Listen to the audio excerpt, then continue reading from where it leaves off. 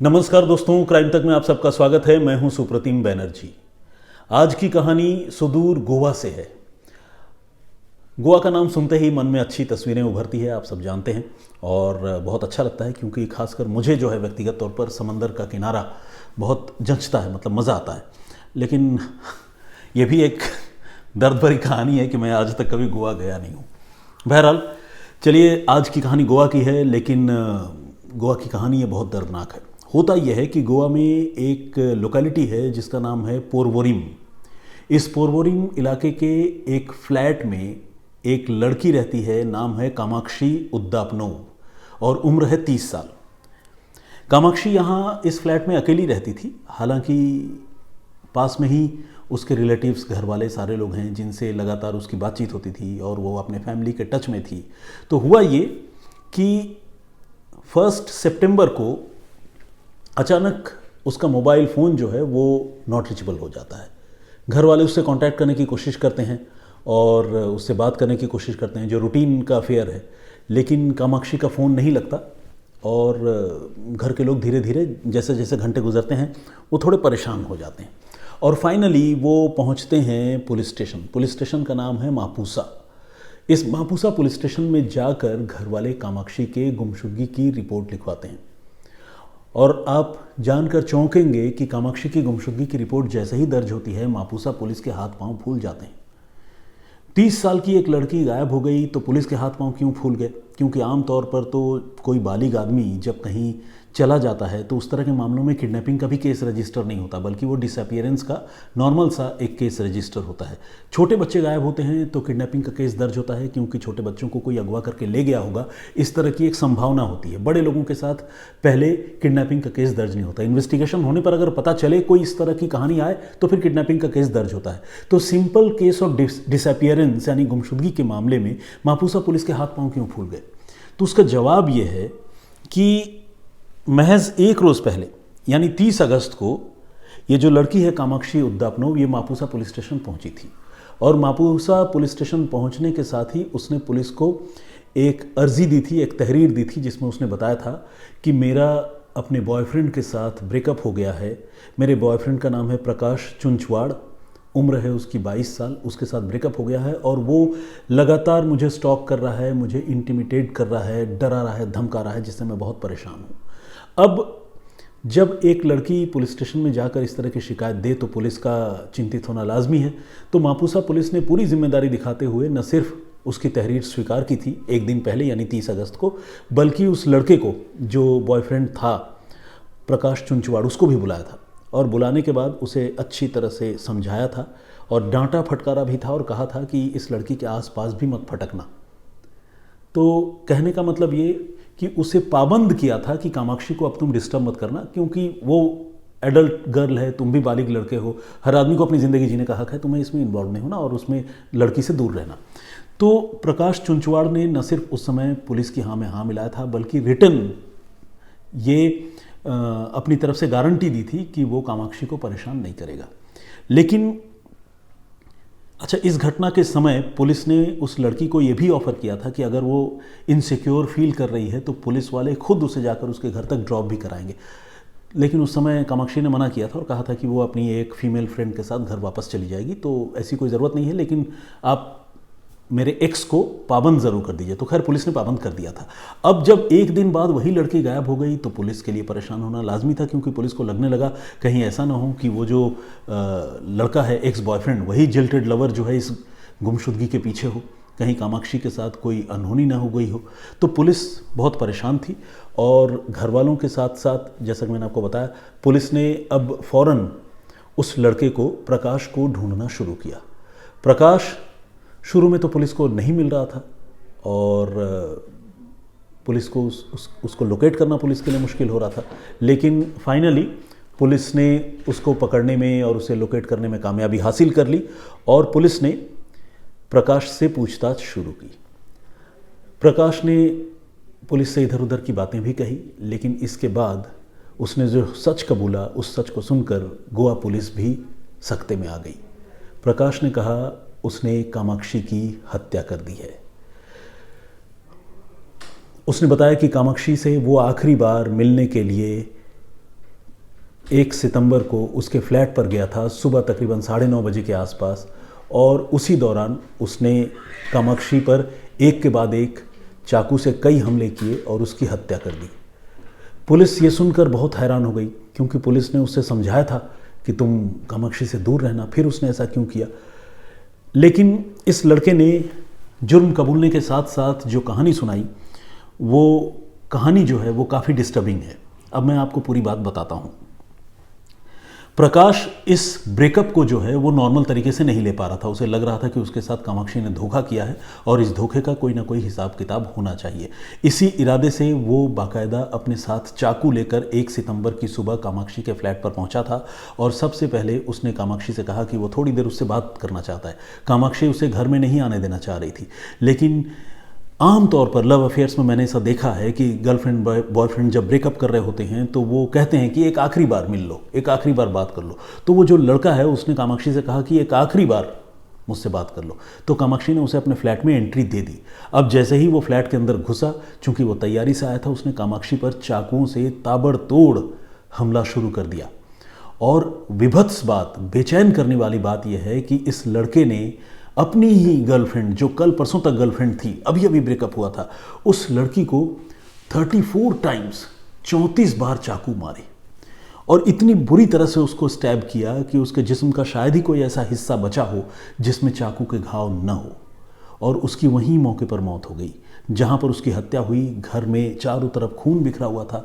इसके बाद इस लड़के ने बहुत ठंडे दिमाग से काम लिया। सबसे पहले उसने पूरे घर की सफाई की, लाश को एक जगह रखा, उसे एक ब्लैंकेट में पैक किया और उसके बाद घर में सैनिटाइज़र वगैरह डालकर उसको पूरी तरह से क्लीन कर दिया। इसके बाद वो घर से बाहर निकला। उसने 2 पैकेट्स खरीदे, एक ट्रांसपेरेंट प्लास्टिक का पैकेट था और एक कलर्ड था। इन दोनों पैकेट में उसने ब्लैंकेट में रैप्ड अपनी फॉर्मर गर्लफ्रेंड कामाक्षी की डेड बॉडी रखी और उसके बाद उसे कामाक्षी की नहीं, अपनी ही गाड़ी में फिर उसने उस डेड बॉडी को लोड किया, रखा, और लोड करने के बाद पहुंचा अपने उस गैरेज के पास जिस गैरेज को वो ऑपरेट करता था। बेसिकली ये लड़का जो है एक गैरेज ओनर था गोवा में। और उसके बाद वो वहाँ गया, कुछ देर तक उसने अपने ज़रूरी काज वहाँ निपटाए और इसके बाद उसने अपने एक दोस्त को बुलाया और कहा कि उसे कुछ काम है, और दोस्त से कहा कि चलो ड्राइव करके गाड़ी यहाँ से लेके चलो महाराष्ट्र की तरफ। उसका दोस्त जाहिर है बहुत अच्छे टर्म्स थे, उसने बहुत ज़्यादा सवाल जवाब नहीं किए और ये जो लड़का है प्रकाश, वो अपने दोस्त के साथ कामाक्षी की डेड बॉडी को लेकर, कामाक्षी की डेड बॉडी कार की डिग्गी में पैक करके रखी हुई थी, उस डेड बॉडी को लेकर गोवा के उस पॉइंट से सीधे अंबोली घाट महाराष्ट्र तक गया और 80 किलोमीटर का फासला तय किया और तकरीबन 40 से 50 फीट गहरे खाई में उसने अपनी गर्लफ्रेंड की शत विशत लाश जो है, म्यूटिलेटेड डेड बॉडी, उसने फेंक दी और फेंकने के बाद फिर वो वहाँ से फरार हो गया, गायब हो गया। दोनों लड़के वापस आ गए। इस बीच आपको मैं बताऊं, इन लोगों ने 3 पुलिस पोस्ट पार किए, नई बाग, मोपा और पतरा देवी। इन 3 पुलिस पोस्ट पर भी वो पुलिस वालों को चकमा देने में कामयाब रहे। हालांकि ऐसा नहीं है कि पुलिस हर पुलिस पोस्ट पे गाड़ी चेक कर रही है और डिग्गी खोलकर चेक कर रही है, ऐसा नहीं होता, वो तो चांस की बात है। लेकिन इनके बॉडी लैंग्वेज में भी पुलिस को ऐसा कुछ नहीं दिखा कि वो लाश निपटाने के लिए जा रहे हैं, लाश फेंकने जा रहे हैं, और वो सक्सेसफुली वहाँ तक गए और वहाँ जाकर उन्होंने लाश फेंकी और फेंकने के बाद फिर वापस आ गए। इस बीच ये इतना शातिर था ये लड़का, इसने उस लड़की का जो मोबाइल फ़ोन है उसको अंबोली जाने के दौरान गोवा में ही अंजुना बीच है, आप लोगों ने नाम सुना होगा, अंजुना बीच के पास फेंक दिया। और उस जगह पर इसलिए फेंक दिया स्विच ऑन करके ताकि उसकी लोकेशन से पुलिस जो है वो भटक जाए। और हाल के दिनों में कामाक्षी का एक और लड़के से अफेयर चल रहा था, उसका घर भी उसी इलाके में है, अंजुना बीच के पास है। तो ये जो लड़का है प्रकाश, जो जिल्टेड लवर है, ये चाहता था कि शक की सुई अगर कामाक्षी की गुमशुदगी की किसी की तरफ जाए तो उसके जो नए वाले बॉयफ्रेंड है उसकी तरफ चला जाए। इसलिए उसने कामाक्षी का मोबाइल फ़ोन भी जो है वो अंजुना बीच के पास फेंक दिया था। और इस तरह 80 किलोमीटर दूर जाकर इन दोनों दोस्तों ने लाश फेंकी और फिर वापस चले आए। उन्हें नहीं पता था कि इतनी जल्दी पकड़े जाएंगे, लेकिन पुलिस ने इसके मोबाइल फ़ोन की लोकेशन अंजुना बीच के पास तो ट्रेस की ही। जब इस मामले की जांच शुरू की, ऐसे तो पहले से ही एक तरह से देखा जाए तो ओपन एंड शट केस था, क्योंकि लड़के के बारे में एक दिन पहले ही शिकायत हुई थी। और दूसरा ये, जब पुलिस ने जांच शुरू की और टेक्निकल इन्वेस्टिगेशन किया तो देखा कि इनका मोबाइल फ़ोन का लोकेशन अंबोली की तरफ है, खासकर उसके बॉयफ्रेंड के मोबाइल फ़ोन का, प्रकाश के मोबाइल फ़ोन का लोकेशन अंबोली में है। तो ये भी एक बहुत बड़ा एविडेंस पुलिस के सामने था। पुलिस अब प्रकाश को लेकर अंबोली गई और उस 50 फीट गहरे खाई से बहुत ही बुरी हालत में कामाक्षी की डेड बॉडी गोवा पुलिस ने बरामद की। तो ये तो थी एक जिल्टेड लवर की रंजिश या कह लें कि दुश्मनी की कहानी, जिसमें उसने अपनी गर्लफ्रेंड, फॉर्मर गर्लफ्रेंड को बुरी तरह से मारा। अब इसके पीछे एक और कहानी है, और वो कहानी ये है कि इस लड़के ने, एक साउथ इंडियन मूवी है जिसका नाम है RX100, तेलुगु में भी है वो मूवी, तमिल में भी है। उस फिल्म को देखकर इस लड़के ने इस मर्डर की साजिश रची थी। उस फिल्म में भी लड़का और लड़की के बीच में अफेयर होता है, लेकिन जिस तरह आमतौर पर हमारे इंडियन फिल्म्स की स्टोरी होती है, बीच में कुछ लोग आ जाते हैं, वो अफेयर जो है वो सक्सेसफुल नहीं होता और वो लड़का चुन चुन करके उन लोगों पर हमले करने लगता है, जान लेने लगता है जो लोग उसकी प्यार के आड़े आए थे। तो इस लड़के ने, प्रकाश चुंचवाड़ ने, वो फिल्म देख रखी थी, और जब उसका कामाक्षी से ब्रेकअप हुआ उसी समय उसने फिर ये ठान लिया था कि RX100 के हीरो की तरह वो भी जो है इस मामले में कुछ कर गुजरेगा। लेकिन किसी को नहीं पता था कि उसके दिमाग में इतनी खतरनाक साजिश है कि वो गर्लफ्रेंड की जान ही ले लेगा। एक दिन पहले वो पुलिस थाने पहुंचा था जहां उसको ताकीद की गई थी लड़की से दूर रहने के लिए, और उसी लड़के की एक दिन बाद यानी 24 घंटे के अंदर उसने हत्या की और 34 टाइम्स चाकू मारकर, 34 बार चाकू मारकर उसकी हत्या की। तो खैर, गोवा पुलिस ने इस मामले को सुलझा लिया और आरोपी को गिरफ्तार भी कर लिया। उसके दोस्त को भी गिरफ्तार किया जिसने सबूत मिटाने में अपने दोस्त प्रकाश की मदद की थी। लेकिन दुखद बात यह है कि एक लड़की जो है एक अच्छे रिलेशनशिप के बाद इस तरह के हादसे का शिकार हुई, इस तरह की वारदात का शिकार हुई। आप लोगों से मैं एक बात जानना चाहता हूं कि क्या इस घटना को रोका जा सकता था? अगर रोका जा सकता था तो वो तरीका क्या होता? मुझे पर्सनली लगता है कि शायद इस घटना को रोकना बहुत ही मुश्किल था, क्योंकि ऐसे मामलों में को रोकने का क्या तरीका हो सकता है? एक तरीका तो यही हो सकता है कि जो पीड़ित आदमी है वो पुलिस के पास जाए और पुलिस से कंप्लेन करे, पुलिस सुरक्षा दे। तो पुलिस ने अपनी तरफ से लड़की का कंप्लेन स्वीकार किया था, लड़के को बुलाकर डांटा डपटा था, समझाया था, लड़की को फॉर अ टाइम बिंग घर तक छोड़ने के लिए सुरक्षा दी थी। अब 24 घंटे के लिए कोई पुलिस वाला उसके साथ बॉडीगार्ड की तरह रहने लगे, ऐसा संभव नहीं है, क्योंकि इनन्यूमरेबल इस तरह के धमकाने धमकी देने वाले केसेस आते हैं। कौन से केस में उसका रिजल्ट जो है कत्ल में कन्वर्ट होगा या फेटल अटैक में कन्वर्ट होगा, ये कोई नहीं जानता। तो लेकिन पुलिस ने, गोवा पुलिस ने अपनी तरफ से लड़के को पाबंद तो किया था। तो इसके बाद मेरे हिसाब से और कोई ज़रिया नहीं बचता। तो ये एक ऐसा क्राइम था जो मुझे लगता है कि अगर पीड़ित की जगह कोई भी होता तो शायद वो अपने आप को नहीं बचा पाता, क्योंकि उसका जो पार्टनर है वो पागल है। मैं कई बार सोचता हूँ कि अगर वाकई इंसान किसी को नुकसान पहुँचाने पर आ जाए या किसी की जान लेने की साजिश रच ले तो वो दुनिया में किसी की भी जान ले सकता है, किसी की भी हत्या कर सकता है। क्योंकि फिर आदमी अपने फ़ायदे नुकसान की नहीं सोचता, फिर वो सामने वाले को क्षति पहुंचाने के बारे में कमिटेड हो जाता है। तो ये केस कुछ इसी तरह का है, पागलपन वाला केस है, और मुझे लगता है कि इस घटना को रोकना शायद नामुमकिन था। कई बार हम कहते हैं ना कि क्राइम की घटनाओं को रोकने के लिए हम लोगों को सजग सतर्क होना चाहिए, उसकी आहट हमें पहले सुननी चाहिए। इस मामले में आहट सुनाई दे रही थी और उस लड़की ने उस आहट को सुनने के बाद पुलिस की मदद भी ली थी, और पुलिस ने भी देखा जाए तो अपनी ड्यूटी निभाई थी। अगर आपको लगता है कि कुछ और तरीका हो सकता था जिससे इस लड़की की जान बचती, या पुलिस के काम में कोई कमी आपको लगती है, तो प्लीज़ आप उसके लिए कमेंट बॉक्स में ज़रूर लिखिएगा। मैं उन कमेंट्स को पढ़ूंगा और कुछ चुनिंदा कमेंट्स को आप लोगों तक फिर से पहुंचाने की भी कोशिश करूंगा। लेकिन इस एपिसोड को ख़त्म करने से पहले आइए मैं आप लोगों के कुछ कमेंट्स पढ़ता हूं। मैंने जो प्रीवियस स्टोरी सुनाई थी उस स्टोरी को आप लोगों ने बहुत पसंद किया है, व्यूज़ अच्छे आ रहे हैं, और वो स्टोरी एक पुनर्जन्म की है। क्या स्टोरी है बहुत ज़्यादा प्रॉम्प्ट नहीं करूंगा, लेकिन उसमें जो कमेंट आए हैं उसके कुछ कमेंट पढ़ता हूं। एक हमारे दर्शक हैं, ये टिबेटन हैं, इनका नाम तो मुझे लाहकू चैनल के नाम से इनकी आईडी है। इन्होंने लिखा है कि वो बुद्धिज़्म को फॉलो करते हैं और उसमें भी पुनर्जन्म की मान्यता है। और शंकर लाल बिश्नोई जी हैं, इन्होंने बहुत सारी दुआएं दी हैं, थैंक यू वेरी मच। रोज़ दुआएं देते हैं आप लोग, वाकई मेरी ताकत हैं। कृष्णा शर्मा जी, बहुत बहुत धन्यवाद, इनको ये स्टोरी अच्छी लगी। मामूनी बोरगोहाई, इन्होंने भी हौसला अफजाई की है, नमस्कार कहा है, मेरी ओर से भी नमस्कार स्वीकार कीजिए आप। मुन्ना कुशवाहा जी, भगवान के घर में देर होती है अंधेर नहीं, भगवान मनोज मिश्र को लंबी उम्र दे, इन्होंने ये कमेंट किया है। गुलनाज परवीन सुप्रतिम सर, और आपके स्टोरी को सुनाने का तरीका मुझे बहुत अच्छा लगता है। Thank you very much Gulnaz, बहुत बहुत शुक्रिया आपका। श्राबुनी रुखित, ये बंगाली नेम है, लेकिन चूंकि नाम और सरनेम एक साथ क्लब्ड था तो मुझे पढ़ने में थोड़ी दिक्कत हो रही थी। In a family an incident of rebirth brings many challenges, बिल्कुल इसमें कोई दो राय नहीं है, इन्होंने कमेंट किया है। Perhaps that's why most of the time people cannot remember their previous births by the grace of God. हाँ देखिए, ये बात भी सही है। देखिए, पुनर्जन्म तो चलिए अपनी जगह है, लेकिन अगर वाकई हर पुनर्जन्म के बाद इंसान को अपने पिछले जन्म की बातें याद आती रहे तो उस चीज़ को टैकल कर पाना बहुत मुश्किल हो जाएगा मेरे ख्याल से। परिवारों के लिए, जिस परिवार में जन्म हो रहा है उसके लिए, जिस परिवार में मृत्यु हुई उसके लिए, और ख़ुद उस बंदे के लिए बहुत सारे साइकोलॉजिकल प्रॉब्लम्स जो है वो क्रिएट हो जाएंगे, इसमें कोई दो राय नहीं है।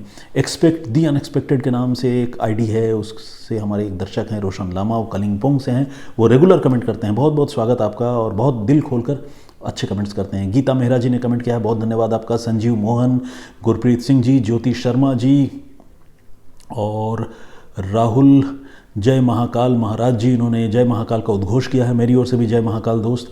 अंजन कुमार सरकार जी ने भी कमेंट किया है, very interesting and definitely believable story उन्होंने लिखा है। और अश्वंत बी एनीवे विक्रम शाह, कुछ इस तरह से है। मैं नाम ठीक से नहीं पढ़ पा रहा हूँ दोस्त, माफ़ कीजिएगा। अगर आप अपने आईडी के अलावा नीचे नाम लिख कर देते तो शायद मुझे पढ़ने में सुविधा होती। मिडिल क्लास लाइफ के नाम से एक हमारे दर्शक हैं, उन्होंने लिखा है, आप स्टोरी बहुत अच्छी सुनाते हैं, thank you very much. Mandakini Gamid ji, ये रेगुलर लिसनर हैं हमारी, कमेंट कभी कभी करती हैं, तो बहुत बहुत स्वागत आपका। प्रदीप भांबू जी, मेहताब अली हैदरी जी का भी कमेंट है, इदरीशी जी का कमेंट है, उमेश भूंया जी है, झारखंड से हैं, और ये इन्होंने कहा है कि हिंदू धर्म के बारे में लोग आजकल बहुत कुछ उल्टी पुल्टी बातें करते हैं, लेकिन इसके बारे में लोग जो है विरोध नहीं कर रहे हैं। रितिका जी का कमेंट है, उन्होंने लिखा है कि आज की कहानी बहुत अद्भुत है सर, पर ऐसा हो सकता है कि आत्मा जीवात्मा शरीर छोड़ती है और कर्म चक्र पूरा न हो तो अपनी इच्छा से शरीर ग्रहण कर सकती है। अपनी इच्छा से रितिका ग्रहण कर सकती है कि नहीं, ये तो मुझे नहीं पता। मेरे ख्याल से ये चीज़ें तो ऊपर वाले की इच्छा से ही होती हैं, लेकिन हाँ, हिंदू धर्म में पुनर्जन्म की जगह तो है। और मौलाना निसार अहमद नागपुरी साहब ने भी कमेंट किया है, इन्होंने लिखा है, आप सदा खुश रहें और कहानी एन्जॉय भरी है, थैंक यू, इन्होंने ऐसा लिखा। नूरुद्दीन शेख साहब ने भी कमेंट किया है, ये सर्बिया से सुनते हैं हमें, थैंक यू वेरी मच, बहुत बहुत धन्यवाद आपका। दीपक हीरा जी, और पर्सनली मैं भी पुनर्जन्म की घटनाओं को मात्र एक संयोग या फिर लोगों का रचा स्वांग मानता था, लेकिन ऐसी घटनाएं सोचने पर मजबूर करती है कि भगवान की लीला कितनी निराली है। आप क्या कहते हो भाई? दीपक जी, मैं तो पुनर्जन्म पर विश्वास करता हूँ। अब क्यों करता हूँ इसका कोई जवाब नहीं है, क्योंकि मैं हिंदू धर्म को मानता हूँ, हमारे धर्म में पुनर्जन्म की व्यवस्था है और इस तरह के केस स्टडीज़ हैं, तो इसलिए मैं विश्वास करता हूँ। और दूसरी बात ये भी है कि जब चीज़ें एविडेंट हो ना, आँखों के सामने नज़र आए, तो उससे मुंह नहीं चुराया करते। तो ये मेरा पर्सनल थॉट है, आप आज़ाद हैं विश्वास करने और ना करने पर। और बस आज के लिए इतना ही, बहुत बहुत धन्यवाद आप सारे लोगों का। और फिलहाल मुझे इजाज़त दीजिए, अपना बहुत ख्याल रखिए, सुरक्षित रहिए। जय हिंद, जय भारत।